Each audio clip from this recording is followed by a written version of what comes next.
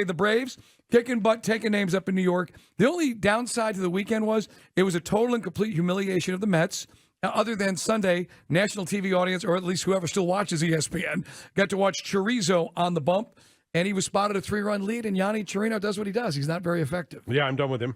Done. I'm ready for waivers, but, Winans looks good. Maybe make the determination to keep Winans. Once we get to the, a few more weeks, they'll expand the roster. How important is Max Fried tonight?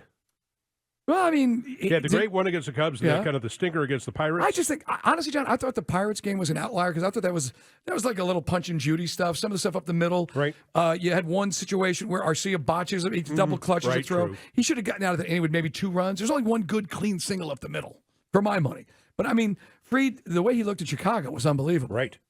And so, are we going to see more of the former or the latter? I still think that my hope is listen to me like I got a mouse in my pocket, that the Braves go into the playoffs and Max Fried's number 1 starter. He's top of the ahead of Spencer Strider as the number 1 guy and the ace of the team.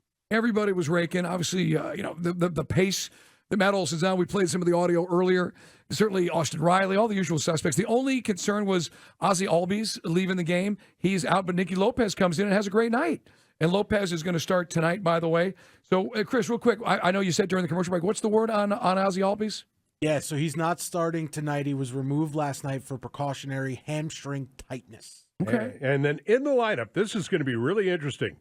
To take Ozzie's spot in the number 2 hole, Michael Harris is going to bat behind Ronald Acuna. Right. And eventually, at some point, Harris was always going to be, I think, batting in the 2 hole. But while you got a lineup that's so loaded, I heard Andy and Randy throw a stat out today. I think more than half of baseball's 1, 2, 3 hitters don't have as much production as our 7, 8, 9. Isn't that crazy? As far as average, hitting for average and OPS. But our bottom of the lineup has been amazing. Michael Harris is a part of that. So now we'll see him. And again, they've moved him around in the lineup last season. This seems like at this stage he's in a better place to be batting in the second spot. Well, I mean, it's a Braves team that leads all of not the National League, all of Major League Baseball in home runs. Well, they're almost 40 home runs ahead of the next nearest team. Right. And maybe going to set a single-season record for most home runs by a ball club.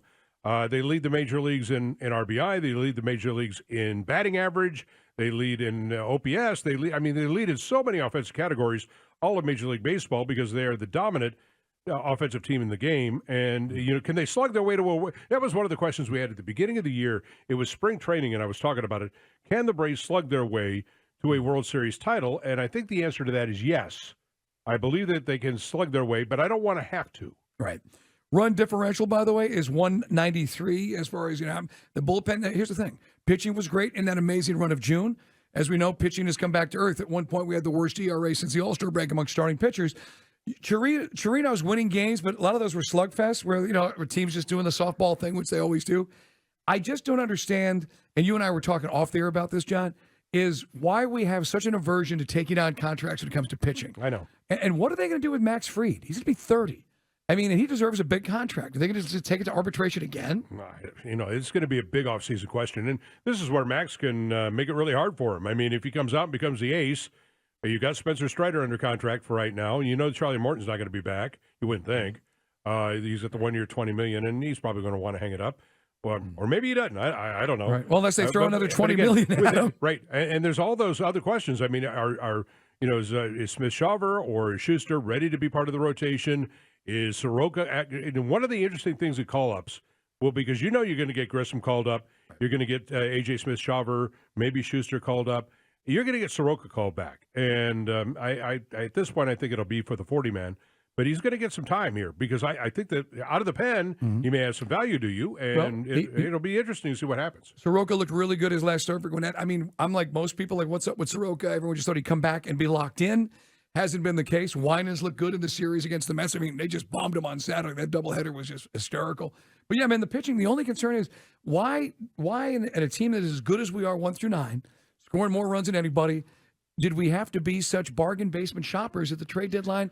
Again, Chirino's just claimed off waivers. You didn't trade anything for him. He's just a good guy that was released by the Rays. Can I make an argument, though, Mike? Can I make an argument that at their best, and healthy and at their best, Max Fried, Spencer Strider, Bryce Elder, and Charlie Morton might be the best 1 through 4 rotation in baseball. Elder's wobbled lately. I know. I said at their best. Yeah, at their best. Right. I understand you're asking for a lot here, but at their best from what we've seen this year and what we've seen from Max Fried in the past, I mean, Spencer Strider might well win the Cy Young. I mean, Right. Bryce Elder made the All-Star team. Right. But unfortunately, whether they figured him out and Kranitz can't seem to get what we need, he's so close when he's in the strike zone. He doesn't have overpowering stuff, so he gets hit. A lot of balls are in play. We're still a little sloppy defensively. But I'm confused by what's going on there. The other side of this is Wright comes back. Braves fans just assume it is gospel. He's going to be good to go. He's going to pick up where he left off. And I hope you're right. Because if not, then, and Strider had a really good outing up in New York. Of course, let's be honest, the Mets are, take away Alonso and Lindor, that's not exactly a big league lineup. Yeah, but plus they're in total disarray. Right. I mean, the only reason they won yesterday is the Braves gave it to them. Otherwise, they don't win. But I want Trino gone. If they had lost that game, they would have dropped into last place. Right. Behind the Nationals. Right. They're just a half game ahead of the Nats. I mean, that's how bad spot. they are. Right. I mean, oh my God, this is a disaster. I mean, this Yankees team coming in. Look, the Yankees still have pop. I mean, when you got Gleyber Torres and you got Giancarlo Stanton and you got bow to the judge or whatever the hell it is. What is it? Stand up and I don't even know what he says. It is high. It is far. Yeah, no, I did a rant on how I can't stand that guy. Hail the judge or whatever the hell I'm he not says. alone, by the way, on that. Yankees are in last place, but because the American League East is so loaded, they're still 2 games over 500. Mm-hmm. They've had a number of pitching issues. Chris, real quick, who's pitching tonight? It's somebody from the farm? Clark Schmidt. Clark Schmidt. By the way, he's good. Yeah, last night in that loss to Miami, when Miami did the walk-off, that was Garrett Cole. So we're not going to see Garrett Cole. Okay, good. Yeah. And the Yankees, as John said, they got some guys getting hit some pop, but Fried hopefully he's dialed in. The concern I have with the Bravos, and this is what I was trying to communicate with the listeners before the deadline, and I get it. Some Braves fans, the glass is always half full, and I appreciate that. Good positivity. Falcon fans could learn from that. But the team which I said you got to watch out for, who you're going to see in October, is the Dodgers. And the Dodgers made moves, and the Dodgers are now the hottest team in baseball right now. They won 9 of their last 10.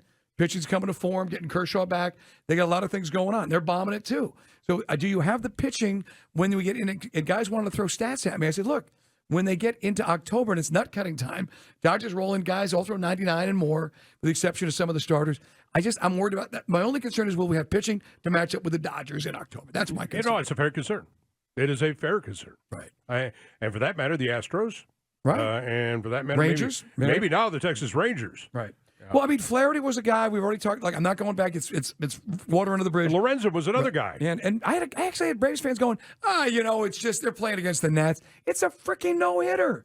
We're rolling out a guy named Yanni Chorizo, who's hot garbage. Don't get me wrong.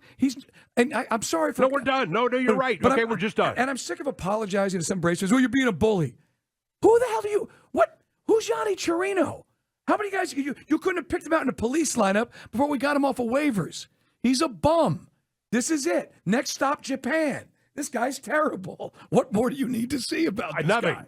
No, I'm going to back you up on this, Mike. I'm totally backing you up on this. I mean, I don't understand why. At my point, look, if you're not going to start Winans against the Giants here, if you're not going to start Soroka against the Giants, then bring up Schuster, bring up Smith-Shawver. Don't put that dude back out there. And they got to be careful because there's only so many times, John, you can send guys back and forth. I don't care if but Soroka. Who cares? Well, Soroka, yeah. But Chirinos, I don't care. Yeah, but I just don't understand why guys get so. You don't even know this guy.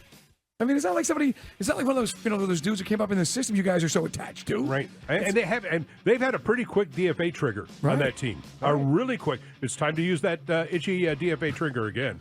Who was the kid we got from the Rangers? He was here one day. He sat on the bench. That dude, yeah. Taylor? Yeah, Allan. Taylor Hurst. I had a guy. That dude? The guy gets shelled. I'm telling you, some Braves fans, did he get it out? No, they got the patience of Job. John, I literally said, I hope this is the first and last time we ever see this guy. Oh, man, they cut him. Well, you guys just toughen up. Toughen up, Braves fans. Don't be satisfied with bums. We don't have time. Got time for this. We got a parade to, Right on.